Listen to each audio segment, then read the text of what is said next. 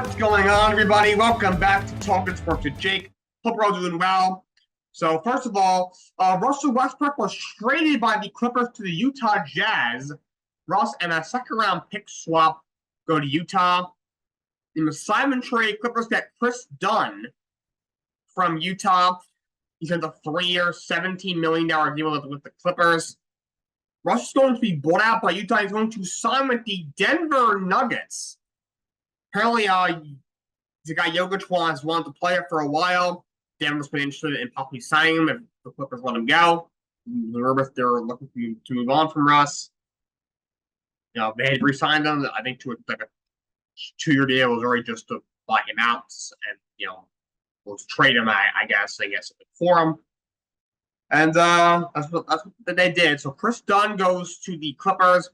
Like her, Dunn averaged 5 points a game, shot 47 from the field, 36 from 36 from the line. He was a former lottery pick a while back by Minnesota. His second year in the league, he was most improved player. He averaged 13 points a game. Since then, he's been very inconsistent. He's never been able to complete the 13.7 points a game he had in his second year, I think back in 2018. He's a guy who's just never been able to stay healthy. For example, not this year, but the year prior, with Utah, he averaged almost 26 minutes a game. The first 22 games, he averaged 11 points a game, and then he got hurt.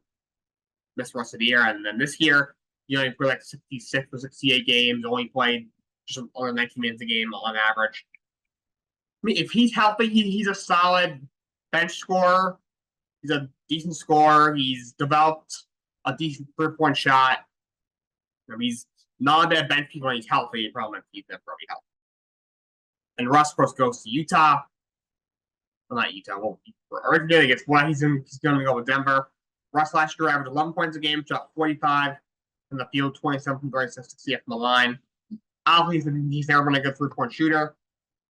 He's still a decent scorer to have on the bench. He's still a very solid number 2 point guard. He's a good guy who can give you 8-10 points off the bench. Still a decent passer. Still a good athlete. Not nearly what he once was, but he's still a solid player to have on your bench.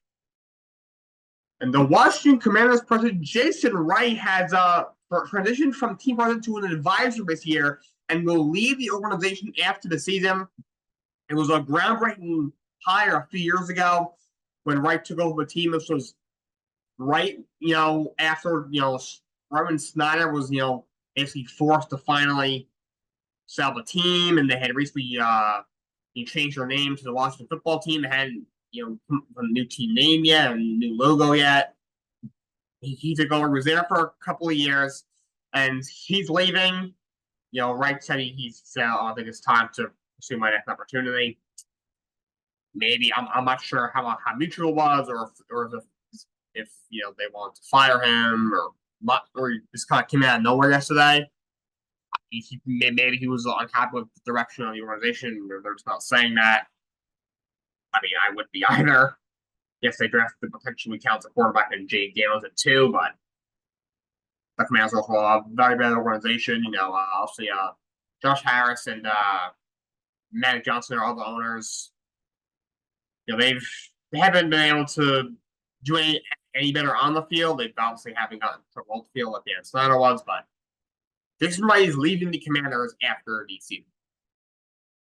All right, so I got a bit of a funny story to tell. Then I'm going to my NFL Offseason series. We got 4 more teams today. That's all I'm going to cover today. A while back, I talked about Emmett Patel, former Jaguars employee who, he was trusted with, the money, like a car that the Jaguars gave him for business purposes, and then he went and bought a Tesla and some nice watches and a big house with it, and he ended up getting fired. They caught him, and then he got arrested. He pled guilty, I think, to wire fraud and financial transactional something, and he ended up getting 6.5 years in prison. And he had to pay the Jaguars, I think, $22.2 million. Well, the Jaguars just sued him for $66.6 million. So, this, for an idiot, is already 6+ years in jail. He already owes them north of $20 million. Now he's being sued for $66.6 million. I don't know what's worse. The guy was stupid enough to you wouldn't get caught just buying just Teslas and luxury watches off the wazoo with the team's business credit card. The Jaguars didn't catch him for months. He's just out there buying Teslas and nice cars and watches and houses. And you just go to a spa and just live him a life, and they didn't allow him to do that. I don't know which one is worse, but follow up from that story from a while back, he's being sued by the Jacksonville Jaguars for over $66 million. All right, NFL offseason series time. Good talk about this, then we will close out for today. Not a whole lot to talk about. Getting close to the end of this series. I'm hoping to be done in a week and a half or so, and we can go into division by division stuff and then a full power rankings. So, first team we're going to cover today is the New York Giants. If you've been watching Hard Knocks, you've seen they had an eventful offseason. Obviously, Dominic Martindale, cursed out Brian Dable and just left the organization without telling anybody. Now, if you lose your star back Saquon Barkley in free agency, goes to the Archer of the Eagles, which caused a lot of frustration on Giants fans' part. You saw in the last episode of Hard Knocks, owner John Mara came into Joe Shane's office with Shane. I think Dale might have been there, a couple other people from the Giants. He goes, said, I think he said something like, I'm going to lose sleep. He goes to Philadelphia. Heck, that'll be dead. You also lose a very good safety in Xavier McKinney. He goes to Green Bay. But you remain busy. You signed a couple of off the line. You signed Jermaine at Luminor, who's a decent tackle. You signed a decent guard in Runyon. You signed Devin Simker, who had a decent year last year, ended up taking over the starting role in Houston from Damian Pierce to a 2-year deal. Also, you make the move. You have a couple of picks. Get Brian Burns or Ed Rusher from the Panthers. Give him a huge 5-year extension worth about $150 million. And then you bring in Drew Lock as well. He'll most likely back up Daniel Jones. Could start at first. Daniel Jones hurt to start the year. We're not sure about how the situation is going to go. This team is really bad. But Daniel Jones coming off a major injury. The guy's always hurt. He's not that good. They're off the line. I still have much confidence in it. Singletary's a major dagger from Saquon Barkley. I love him like neighbor's pick. He's gonna be a stud. But who's got throwing him the ball? The rest of the receiving was really bad, especially with Darren Waller retiring. And they should have a very good defense up front with Kayvon Thibodeau, Brian Burns, and Dexter Lawrence. They should have a very good defense, but don't know how many points they'll be able to score. And next is the Detroit Lions. So Lions, obviously, last year went to the NFC Championship. Great year for them. We're up 17-1 points. Second quarter up by two touchdowns at the half in the 49ers. Dan Campbell has the decision-making that pulls them to the Super Bowl. Still had a phenomenal year. You lock up a bunch of guys. You lock up Amon-Ra St. Brown on a 4-year deal with $120 million. First from All-Pro receiver last year. You lock up maybe the best tackle in the league, arguably, and Penei Sewell on a 4-year deal. You also lock up your starting quarterback, Jared Goff, on a 4-year deal worth over $200 million. I thought that was an overpay, but he's a good quarterback. Not sure if he's a great one, but he's definitely a good quarterback. But they show a very good team. They have all the pieces. Their window definitely starts now. Also, they're trying to lock out as many guys as they can.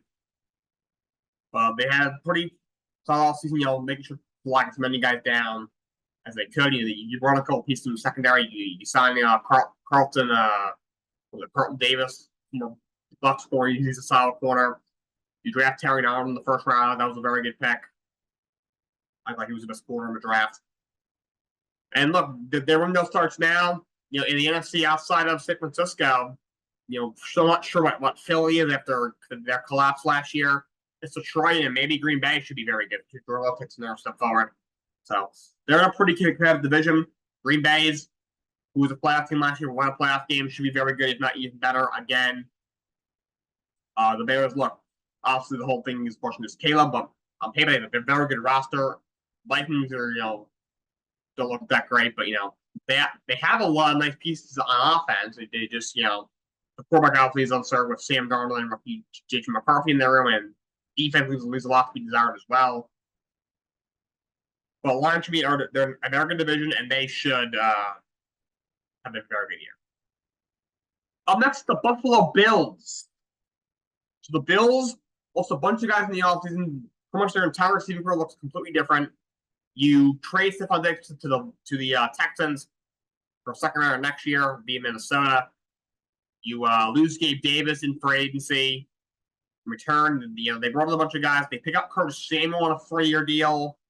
They draft Keon Coleman to open up the second round, trade back twice, get the first pick of the second round, and draft Keon Coleman.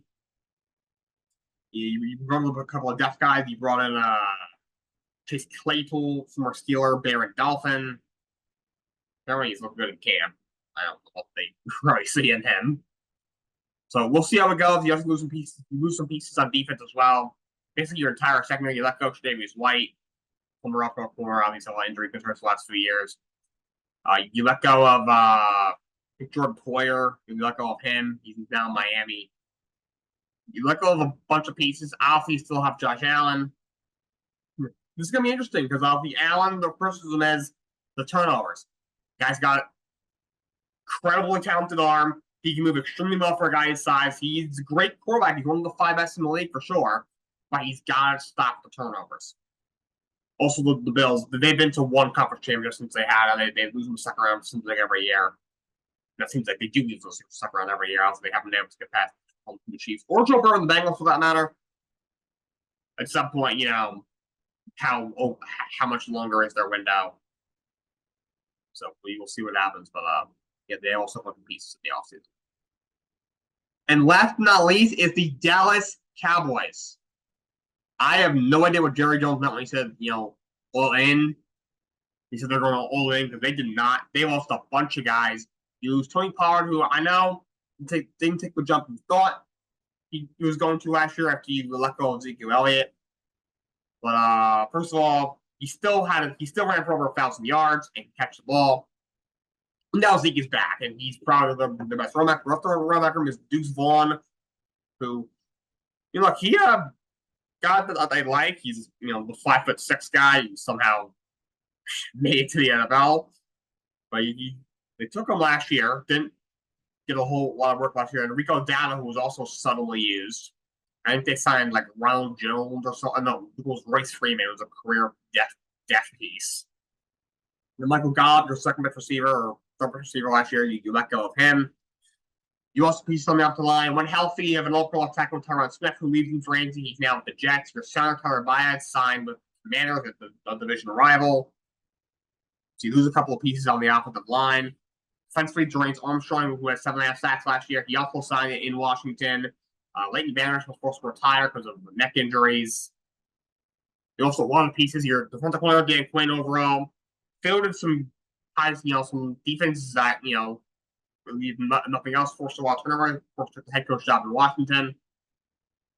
So a lot of unknown in Dallas. You lose a bunch of guys. Didn't really bring in anybody.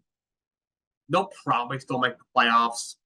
Dak's a decent quarterback, but he's definitely an overrated guy.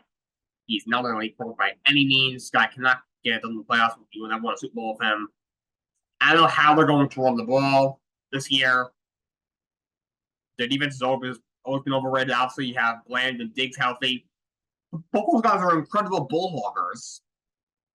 But none of them are really great coverage guys. So I'm not really sure what they're expecting. You look at that offensive line. Zach Martin obviously is amazing, but now you have a rookie left tackle and the kid that you took in the first round this year. You're going to have a very inexperienced center. You have the key Thomas Smith at guard, who did play well as a rookie, but he's a second-year player.